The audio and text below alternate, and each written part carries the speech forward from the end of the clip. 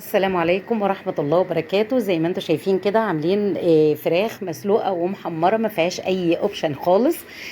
بناتي بيقولوا لي دايما الفراخ عندك يا ماما المسلوقة والمحمرة بيبقى طعمها مختلف عن اللي بنعملها في بيوتنا. فقلت لهم تعالوا اوريكم انا بعملها ازاي.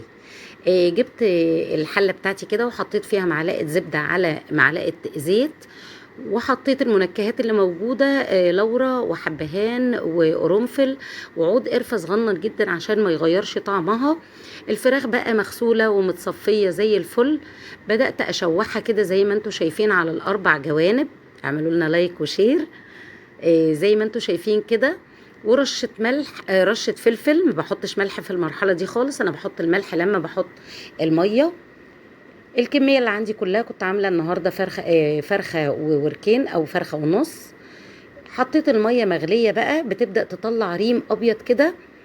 هنا المرحلة دي بحط فيها بقى الملح والبصلاية وطماطماية متقطعين 4/4 لكن مش واصلين للآخر، عشان يفضلوا سلام كده لحد الآخر على قد ما بقدر يعني.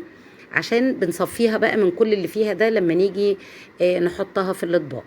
بنشيل الريم الابيض ده. الريم ده بيبقى مختلف شويه يا جماعه عن الريم اللي بنحطه اللي بنلاقيه في الفرخه لما بتحطيها نيه كده في الشوربه على طول او تغلي الميه الاول. الطريقه دي بتخلي طعم الشوربه وطعم الفراخ كمان هايل. بنشيل بقى كل الريم الابيض كده لحد ما الاقيه خلاص مفيش خالص. اسيبها بقى ساعه الا ربع، بغطيها واسيبها ساعه الا ربع بقى. واظبط الشوربه بتاعتها. زي ما انتم شايفين بتطلع بيضه ورايقه وجميله. كانوا عايزينها متحمره كده. حطيت زيت على سمنه برضو وحمرتها في الطاسه زي ما انتم شايفين. جربوا الطريقه دي هتعجبكم قوي، كمان ريحتها بتبقى حلوه قوي، ما فيهاش ريحه زفاره خالص. طعمها كمان بيبقى حلو. اعملوا لنا لايك وشير وسبسكرايب. شكرا ليكم والسلام عليكم.